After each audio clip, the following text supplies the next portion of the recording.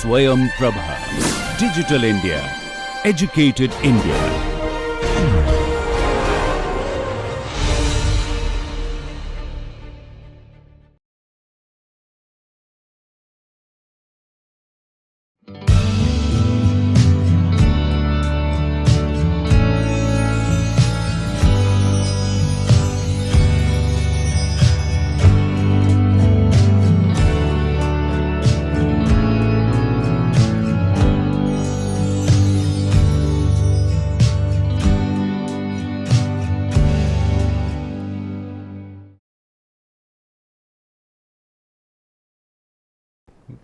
Welcome back to today's session. In our last session, we actually discussed Tendulkar's play Silence the Court is in Session, which was written and published in 1967. And we saw how it's a play on the dramatization of patriarchy, patriarchal social and sexual mores, and the way a young school teacher, Ms. Benare, becomes a victim of this patriarchal drama, even as she tries to actually aggress and transgress the sexual mores of a community. Right? And as the theatre critic Swayam Prabha says correctly, that it is part of Tendulkar's dramatic strategy that Benare's immediate persecutors in the play are as powerless as she. And we saw this, that in the play, the other characters in the play besides Miss Benare are actually quite helpless and in some sense struggling to make ends meet. They're all amateur actors. Many of them are intermediate failed. One of them is a pretentious lawyer and so on. Right? So they're all very insecure characters. So it is part of Tendulkar's dramatic strategy that Benare's immediate persecutors in the play are as powerless as she.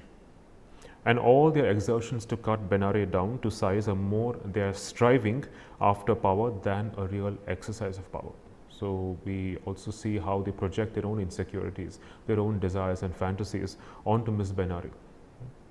And they make her the object of their insecurity. So as a matter of fact, Tendulkar's plays at considerable length on the individual powerlessness of each of her assailants, each of them grabbing every opportunity to expose or humiliate another and ganging up only to attack Benare, in the process exposing their own powerlessness and their desperate need to assume a pretense of power in the collective. So this is a quote from Swayam Prabha's introduction to the plays.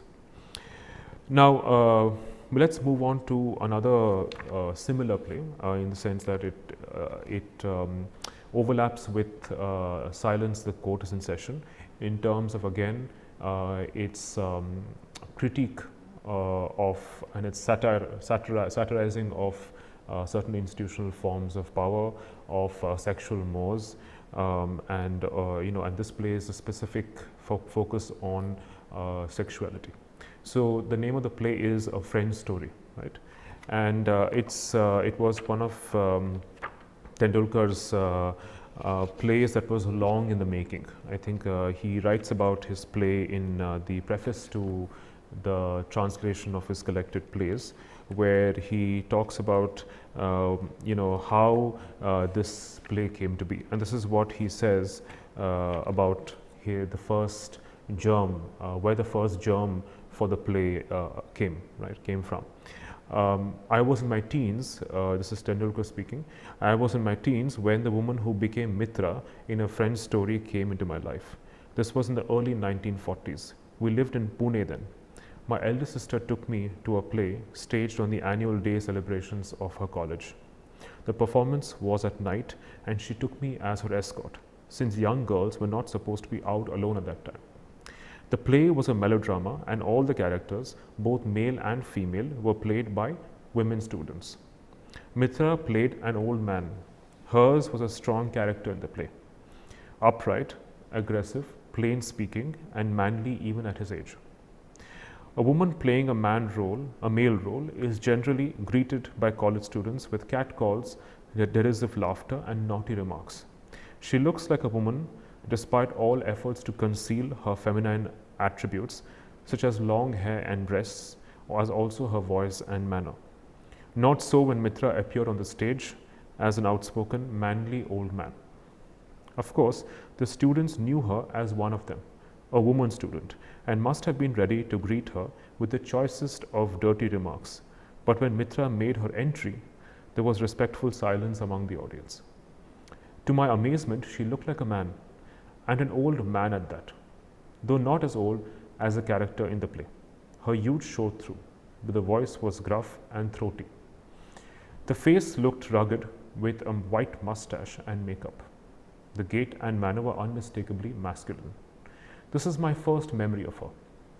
I remembered that I had seen her many times before, riding a cycle to her college. She used to wear a white sari, a plain borderless blouse with a collar, and white tennis shoes, not chappals.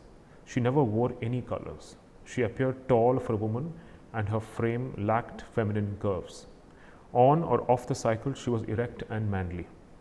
Her appearance on the stage, therefore, was not only convincing but awe-inspiring at the very first glance. Her performance that night made a deep impact on my juvenile mind. Not the play, but Mitra's performance. This performance remained with me.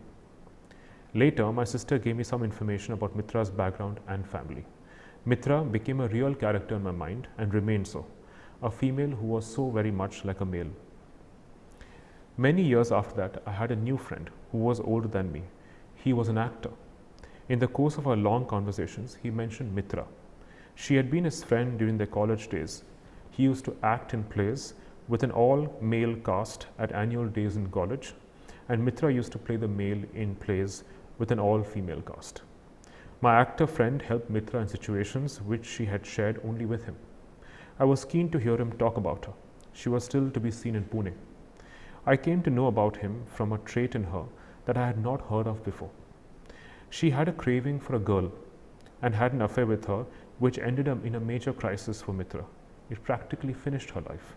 I still remember the shock waves and the confusion produced in my young mind. I had just begun my career in writing then, but what I heard about Mitra did not prompt me to write about her at once. It took me some years to surface in the form of a short story. It was written in the mid-50s, with the same structure as the play written years later. The title was Mitra. It appeared in one of the Diwali annuals in Marathi and was appreciated. It was a story of relationship between a boy who had just touched 20 and a slightly older young woman who fascinates and frightens him at the same time. The boy is the narrator. It is his experience. The thought of writing and staging a play on a same-sex relationship was out of the question. Yet the play Mitra materialized. Out of some compulsion, which had no logic, it grew in spite of the near impossibility of a play on a lesbian being staged, let alone seen by traditional Marathi audiences. The play got written in spite of me. It was staged by a group of youngsters. It did not have a run, only a few shows, which were hated by the women and sneered at by the men in the audience. So this is what Tendulkar has to say about the early story that he wrote on, which then became this play much later on. So the story itself, as Tendulkar's own quotation suggests, is about a woman named Sumitra, who is called Mitra in the play, who has an intense infatuation for another woman called Namrata. And the narrator of the story, of the play, is this man called Bapu. He's called Bapu. And he is a young Bachelor's of Arts undergraduate, and he is studying in college. His actual name is Shrikant Marathe, but he's called Bapu. And Bapu, the stage directions say that he's anywhere between 18 and 30 years old. He looks younger than he actually is. He's seen talking to himself. Slowly he begins to address an audience. So what happens in this play is that it's formally organized around Bapu as a narrator who narrates what's been happening and what will happen in the play, and he constantly steps in and out of his role as a narrator. On one hand he's a narrator, on the other hand he is also a fellow actor. So if you look at the way the play opens, it begins with Bapu's narration, right? And he introduces the other main protagonist of the play, which is Sumitra, right? So the entire play revolves around Sumitra, her rather manipulative relationship with Bapu, Bapu's love and fear and fascination for Sumitra, and later on his hatred for Sumitra because he realizes that despite his love and compassion for her, she manipulates him and she takes advantage of him. And he is the only one to whom she actually comes out as a woman who likes or desires other women. Right? So, but it's only till the very end of the play that Sumitra actually exposes her vulnerability. But until then, Sumitra is a very hot-headed, independent, fiercely independent woman who doesn't trust anyone, who doesn't rely on anyone.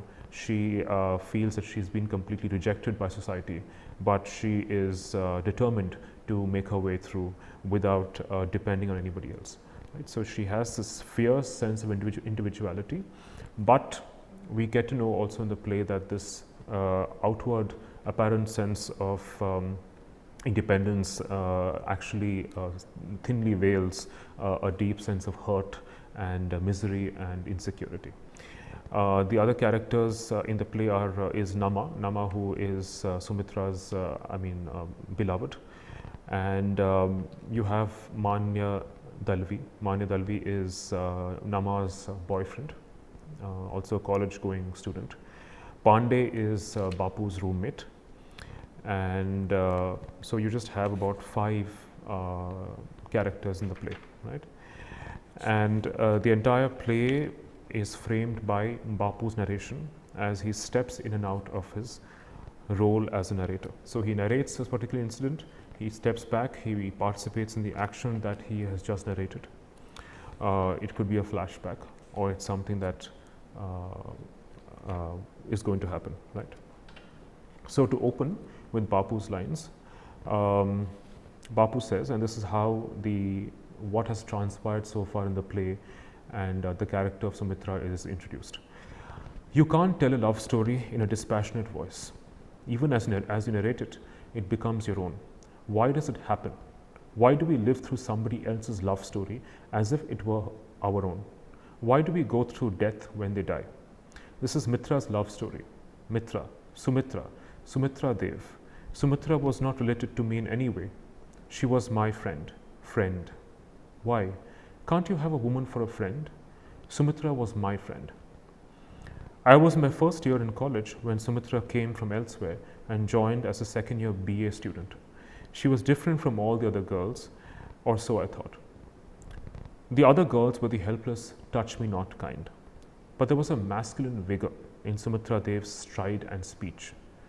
She was carefree, her laughter came in loud bursts. She had eyes which met you in straight combat. Her broad forehead suggested intelligence. Her entire personality had a natural, aggressive masculinity, but with a figure irresistibly attractive to men. She was an instant hit with the students. Mitra Singh needs tried to grab chances for lessons, exchanging lessons and notes with her. Nerds tried to grab chances for exchanging lessons and notes with her. The scams would stand in scattered groups to whistle at her and pass snide remarks. I was neither scholar nor sportsman.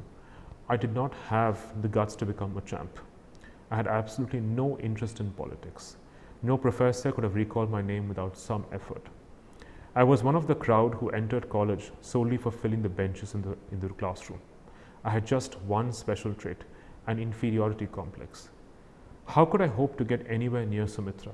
I couldn't even dream of engaging her in conversation. Strangely enough, that's the way it turned out. So in the initial opening lines of Bapu, you realize that he is not a very conventional man. Right? He is not a sportsman, he's not a scholar, he doesn't have guts, he says, he has no courage to resist or rebel, and he feels that he's just there in college to fill the classroom. He also feels extremely insecure around Sumitra because Sumitra seems supremely confident. There is something there's a natural aggressive masculinity to this woman, which other men find irresistible. So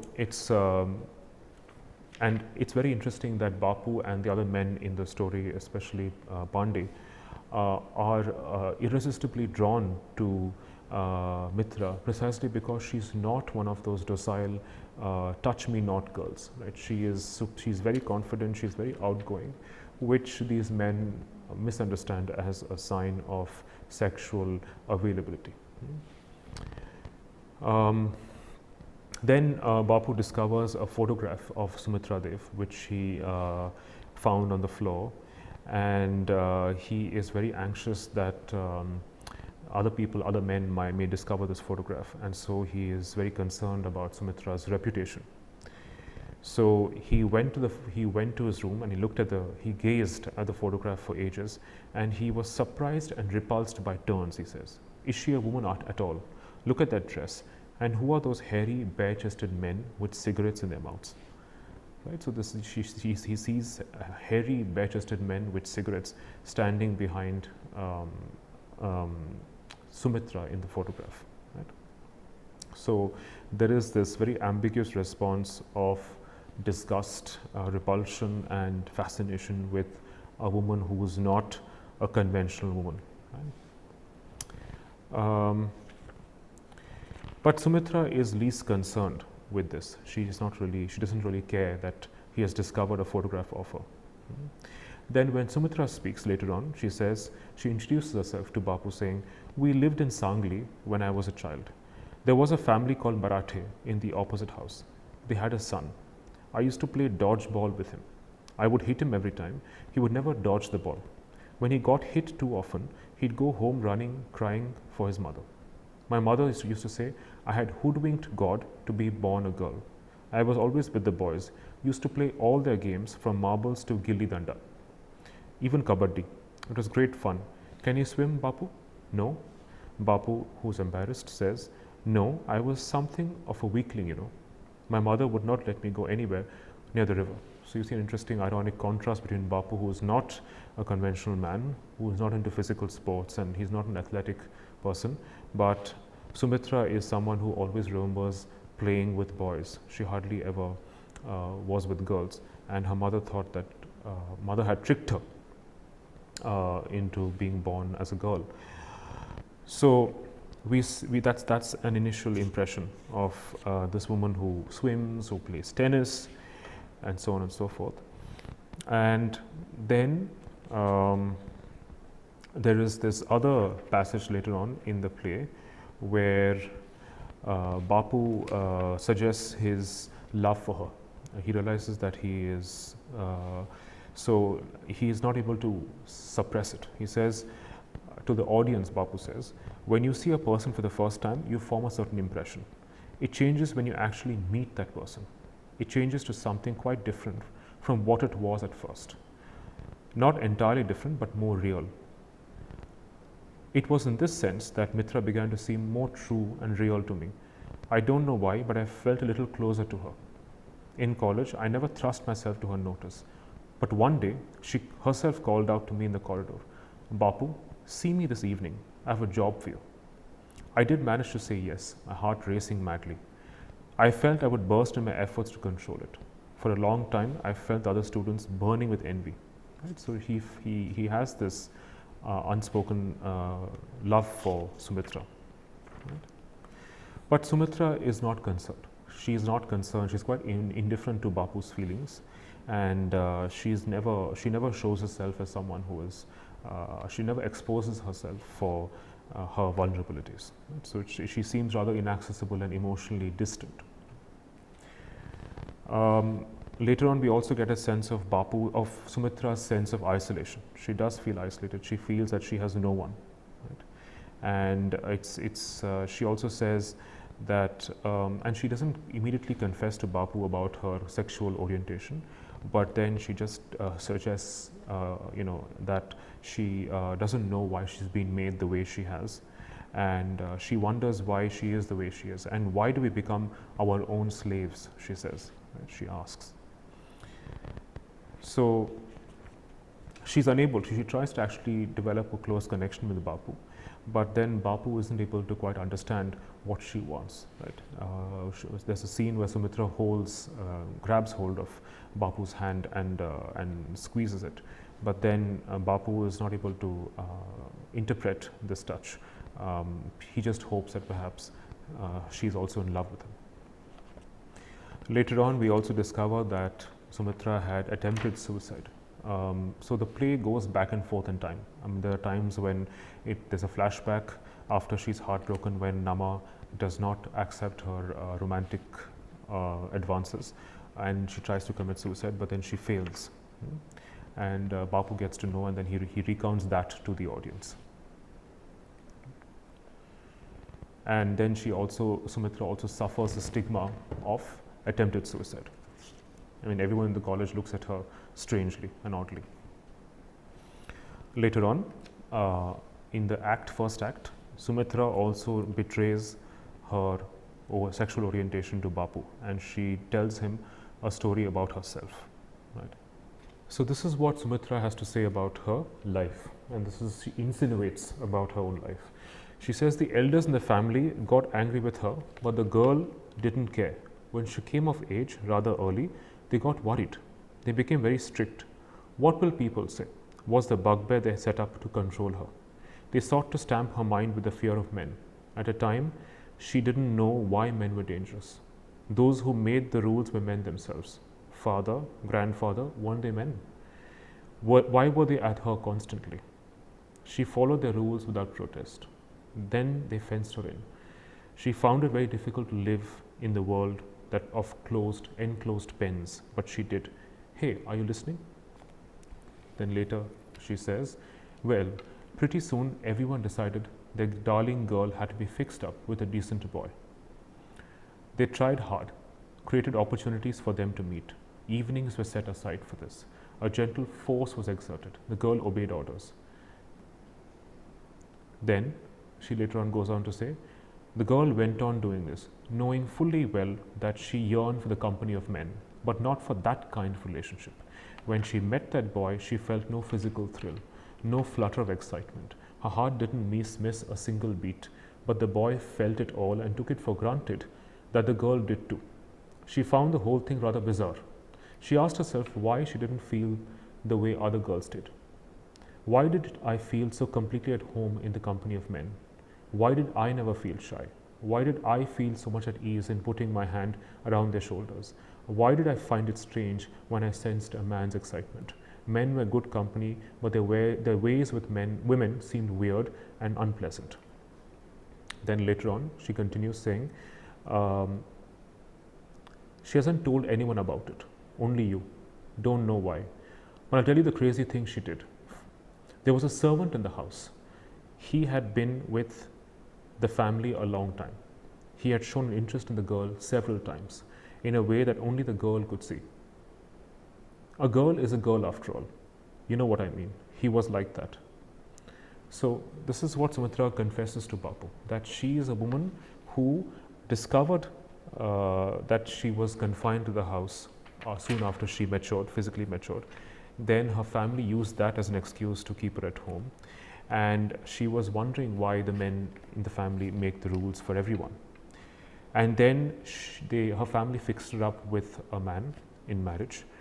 But she realized that from her childhood, she really enjoyed the company of men, but only as friends. She never had any kind of a sexual desire for them, but she was drawn to other girls. And she wondered why she wasn't like other girls.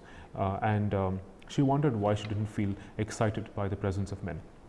And later on, she tries to have she leads on a male servant in the house, but then nothing ever comes out of it, right? So she realized that she could never become a man's partner. And in the midst of this story, she also lights a cigarette, right? So the whole act of smoking becomes an act of masculinity for Mitra in the play. And Bapu, of course, is very disappointed, but he is not entirely hostile or disgusted. He listens to her.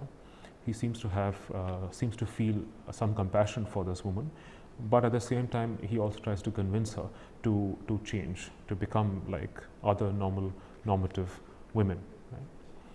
And then later on, towards the end of the first act, we discover that Bapu's roommate Pandey, who has been appointed as the secretary of the drama committee, has been asked by the principal of the college to perform two plays, one with an all-male cast and one with an all-female cast.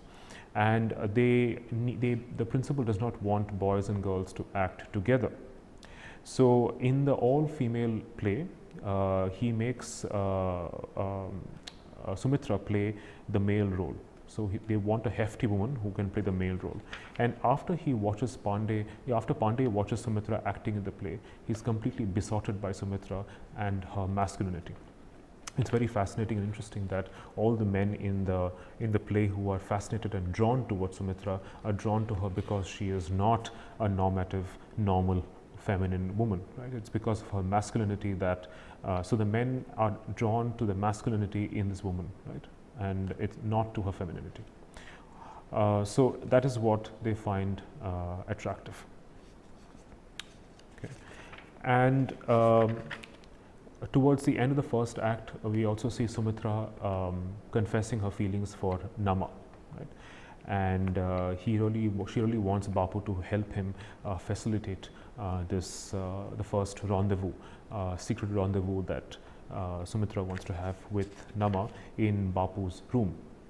So Bapu tries very hard to make Pandey, his roommate, leave his room to make it available for Nama and Mitra, but Nama does not end up coming to the room. And so Pandey just assumes that Bapu wants to have some sexual fun with some girl, but he makes up excuses and he makes him leave. But then after Nama does not come to the room, Sumitra is very disappointed. Okay. And she then later realizes or discovers that Nama is having an affair with Manya Dalvi, her boyfriend, right? And Sumitra wants Bapu to actually find out about Dalvi and Nama's affair with him. Right? And so the play is actually full of unrequited relationships, unrequited love.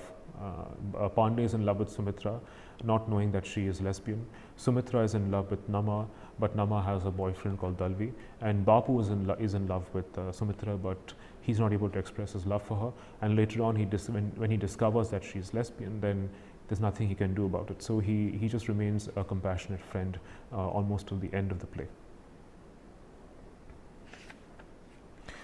Later on, Bapu discovers that Sumitra has forged his handwriting and his signature to write a threatening letter to Dalvi, asking him to let go of Nama, right? And for which Bapu is thrashed. Bapu is thrashed by Dalvi, and Bapu, of course, is innocent. But then later he discovers, to his indignation, that Sumitra has been writing a letter in his handwriting with his signature, and she posted the letter from the post office where he lives. And so he is very disappointed and upset with Sumitra for forging his handwriting and signature. And when Bapu is thrashed, after he is thrashed by Dalvi, Sumitra doesn't seem to be very remorseful or regretful for what she's done, right? And so the sympathy of the reader is obviously with Bapu for having been manipulated by this woman, right? So later on, Bapu also tells Pandey that Mitra is lesbian. Right? After which Pandey leaves. He gets commissioned as a soldier in the Second World War, so he leaves. Then later on, the many other complications in second act, where Dalvi discovers Nama and Mitra in Bapu's room, and he takes Nama away, much to Sumitra's anger and anguish. And Bapu also tries very hard to convince Mitra to give up Nama, but she is stubborn and relentless. She refuses to let go of her. Bapu also has a conversation with Nama, asking her on whose side she is on. But it's at this point when Nama tells Bapu asks her, "Are you on Sumitra's side or are you on Dalvi's side?" And Nama is not able to give a very clear answer. She says, "Well, I like Mitra as a friend. I like many things about her, but Manya Dalvi is a different matter altogether. I mean, there is no comparison. What I mean is, I'm not able to say what I mean. The truth is, I think I don't know what I mean. I'll go, right? So she's not very clear about what she means. But later on, we realize that she is not very happy with Sumitra. She confesses later on that she finds Sumitra's love rather suffocating and possessive, right? And that exactly becomes the moot point of the play. That on one hand, it seems to portray a woman who has been sidelined, stigmatized, humiliated for her sexual orientation. But on the other hand, it's also a comment. The play is a comment on the nature of love as a source of power and authority, because you have a woman like Nama who's being torn apart. I mean, almost being possessed by both Dalvi and Mitra, and they both compete for her attention. But in the process of competing for the same woman, you also realize that there is this other side to what these people call love, what Mitra calls love especially, that can become very ugly when it becomes possessive and authoritarian, and when it comes with a sense of entitlement. So they're not concerned about Nama's feelings and what she wants, but they just want her for herself, right? So it's again, love becomes a way of exercising and exerting power over somebody else. And Bapu in the entire play becomes a narrator, a commentator, who on the nature of love. I mean, he himself doesn't force himself on Sumitra. He understands that she only desires women. He also tries to facilitate her rendezvous with Nama, but even though they are not successful. And he is also a very good friend to her. He's compassionate and he's kind and supportive of her. But she is not very good to him. She manipulates him. She's not very concerned when he gets beaten up. He's not concerned. She's not concerned by the fact that he's the one who is being stigmatized and ill-treated by the other classmates because he is her friend, and so on and so forth. So it becomes rather hard because Bapu seems to be the voice of balance, of sanity, right? But because he neither stigmatizes Mitra, nor does he wholeheartedly embrace her lesbianism. So it becomes an interesting form to have a male narrator who is not a conventional man, somebody who seems to be rather caring and maybe, if not effeminate, but soft and gentle, not a conventional man. But and a woman who is a lesbian, a very masculine lesbian woman, who is not able to accept the fact that society has stigmatized and rejected her, and she is determined and at all odds to actually get what she wants, which is Nama. And Bapu is actually unable to convince Mitra to give up on Nama, right? Because Mitra wants only Nama, and she doesn't want anybody else, right? He's unable to convince her to give her up or get married. And this comes out towards the end of the second act.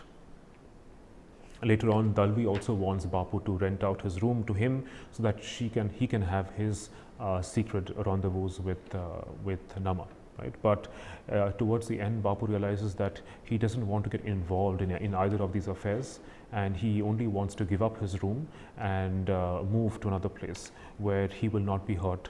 And what also happens towards the second act is that he realizes that Mitra has been manipulating him, and that is when his perception of her changes.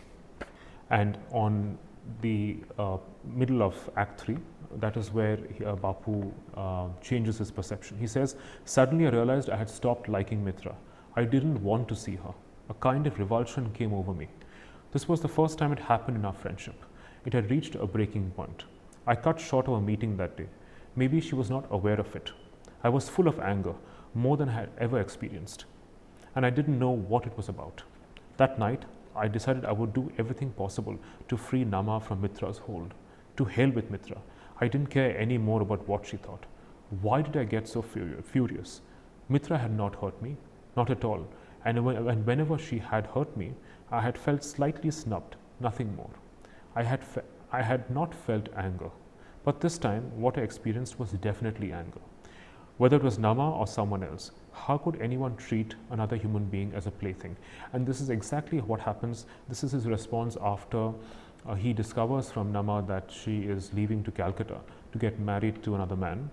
So she doesn't get married to Dalvi. She moves to Calcutta and she gets married to another man. And she asks him to promise her that he will not tell anyone. But he actually ends up telling Sumitra out of sympathy. And when Sumitra gets to know, she rushes to Calcutta to try and stop the marriage, but it does not happen. And so he is very upset with Sumitra for betraying her word.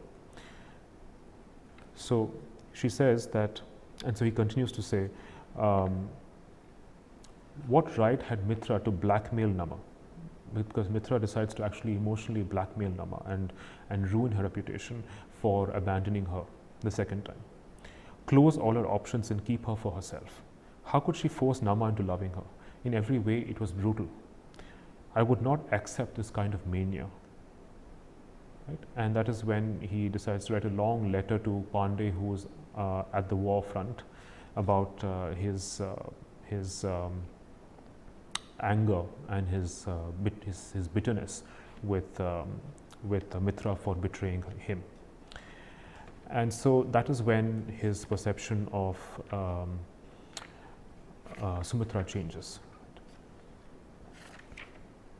So despite the fact that Sumitra and Nama have occasional encounters and meetings, we realize that Sumitra only needs Nama to validate her own sense of hurt, her own sense of isolation. Right? I mean, she wants to be loved and desired, but she is not a person who's willing to love someone and give them the freedom to be on their own, to just be. Right? So her love becomes very suffocating and possessive. It becomes a sense of authority.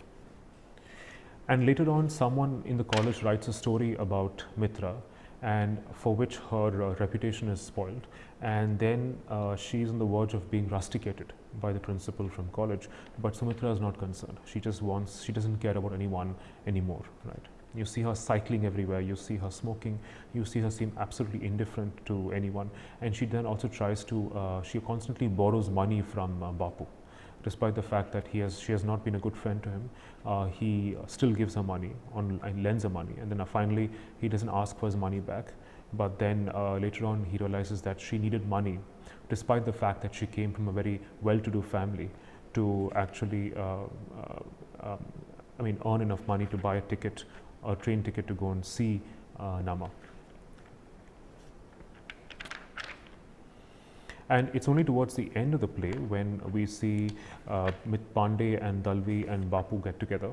Pandey has come back from the war, and they get together and they learn from Bapu all that has happened with Sumitra. And when Pandey, of course, is now indifferent to Sumitra when he realizes that she's a lesbian, and they get together and they have a drink at a club, which is meant for army officers, and there they see Sumitra dressed up in a sari, dancing and drunk and performing for the officers in the club. And that is where, when she's drunk, that she actually exposes her vulnerable side. And she says to the officers while she's drinking, you know something? No. You should know. Bapu is a pig. He is a pig, a first-class pig. Thinks he has the right to boss me. Do this, don't do that, don't go there, sit here. Thinks he is the boss. The boss. I kick him, kick the bastard. Thinks Mitra is an umbrella. No, a chair, a handbag. Put it down and it will stay there. I'm not a handbag. I'm a human being. I have my will. I'll do what I like. Go to Calcutta. I'll roam there searching for Nama. Doesn't matter if I don't find her. But who the bloody hell is Bapu? A pig. Pig? I hate him.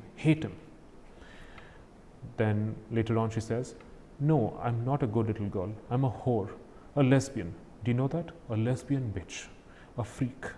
He says, don't lie, don't depend on me. wrote off the money, wrote off. Friendship is over, he said. All right, let it be over. Who lied? I lied? I didn't lie, not to him. I lied to my mother, but not to him. You know what? Told him what I didn't tell anyone. He was my mother. Mother Bapu. Gone. Friendship is over. Nama is over. No dependence. Bapu, gone. Bapu is dead. I killed him. I. Loud, broken sobs. I killed Babu. Cut him to pieces. I cut him to pieces. Right? So that's what she says towards the end of the play, where she feels that she is remorseful for what she's done to Bapu, that she has betrayed his friendship, but also the fact that now she feels finally free of all obligations. She doesn't have Nama anymore, and she has nothing to tie her to anyone. So she does feel that that towards the end she embraces her own sense of isolation and abjection, and she ends her life this time successfully.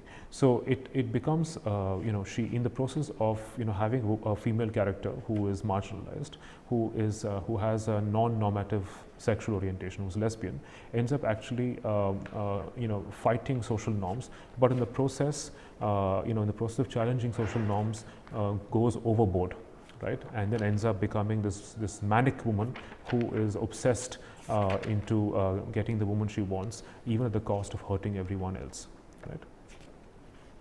And this is what Rohini Hattangadi had to say, because the play was performed once in 1981 before it was banned, and this is what Rohini had to say, and she's a very fine Marathi actress, and this is what she had to say about how she understood the role of Mitra. She played the role of Mitra. So this is what Rohini Hattangadi has to say about what she thought about her character. She says that for many years I had a wish, right from my college days, right from the days I had acted in plays like Ratra and Srimant, that I wanted to act in a new play by Tendulkar, a play which nobody had done before. And then a chance came along. When I after was going to do Mitrachi Goshta, which is the Marathi title for A Friend's Story, I read the script and liked it. The subject was new and different, in the first instance almost unpalatable. The central character of Sumitra is that of a lesbian, a chance and a challenge for any actress to play such a character. Sumitra, that is Mitra, being different, is the core or essence of the play. The reactions of the people around her, her friend, her lover, her lover's boyfriend, in fact Mitra's rival, and the boy who is fond of Mitra, show the reactions of the society through representative characters, and then the end, which is inevitable.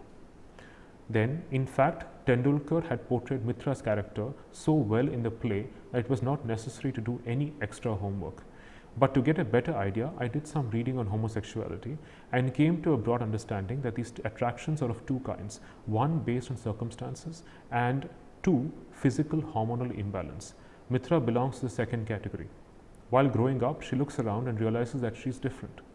She accepts it up to a point, then allows herself to flow with the stream and lets herself go.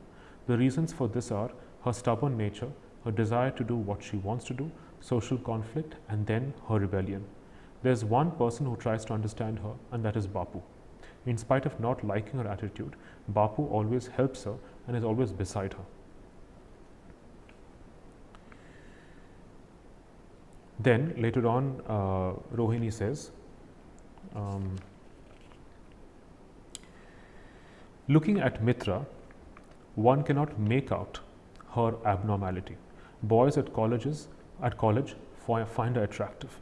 Pandey, who feels that he is in love with Mitra, leaves the city to join the army as soon as he comes to know through Bapu what Mitra's preferences are.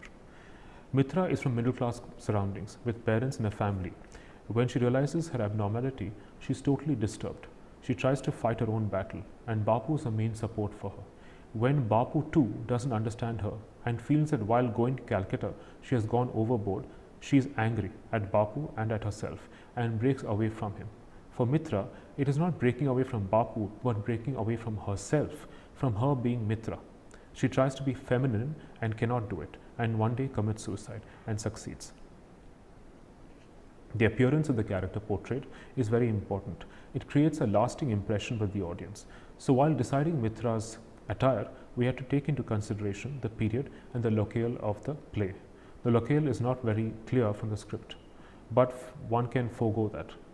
About the period, one can rely on one reference. Bapu once mentions that Pandey went to the war somewhere in Europe, so we can take this to be World War II. As a middle class Maharashtrian, the woman's attire should be a sari. Tendulkar also had this in mind. Mitra in sari should look manly, so I kept the pallu tightly around my waist. The collared blouse was slightly longer, no jewelry, just a wristwatch and a shabnam bag hanging from the shoulder. The color of the sari was off-white. After meeting Nama, it would be pinkish. Sometimes I would be smoking a cigarette. I remember I had never smoked in my life before, but Mitra had this habit, so I had to learn. Smoking on stage is difficult, particularly if you do not smoke. It looks fake when you just take smoke in the mouth and let it out. Mitra had to look like a habitual smoker. Not that I had to, but I started practicing right from day one of the rehearsals. Slowly I got the hang of it. I learned to release the smoke while talking. I used my hands to show Mitra's restlessness. Standing with hands folded across the chest looked manly and showed her closed mind. I don't know how, but one mannerism evolved during rehearsals, rubbing the elbow of one hand with the palm of the other hand. It looked all right, so I continued with it later. I used to make it more vigorous as the restlessness increased. While rehearsing for the play, I had an amusing experience. To go for the rehearsals, I had to travel by local train in Mumbai. I used to like standing at the door, feeling the wind against my face. One day, while traveling, a eunuch boarded the train. There was not much of a rush. The train stopped at the next station. A few ladies got down and a few entered. They looked strangely at the eunuch. I was watching them and the look on their faces. Isn't Mitra also different? That look on their faces said so many things to me. From that day onwards, Mitra came closer to me still. While reading Mitrachi Goshta one day, one feels that if the references to the time in the play are deleted, the play is of today, because things have not changed much in the past few years for a different person. Different in quotes. Tendulkar wrote this play 7 or 8 years before we actually staged it, maybe earlier. In those days, nobody talked about these things openly, let alone put up a play on the subject. Even when we performed it, it was labeled as a bold subject. Or what sort of subject is it? It did not run too well as a commercial play, but those who saw our performance still remember it as an unforgettable experience. Right? So this is what Rohini Hattangadi has to say about her character of Sumitra and how she began to acquire certain habits on stage, like smoking or rubbing her elbow with her palm or folding her arms across her chest to give her a masculine demeanor and appearance. Right? So this is our discussion of A Friend's Story, and in the next session we'll be discussing another very famous and well-known play by Vijay Tendulkar, which is Ghashiram Kotwal. Thank you.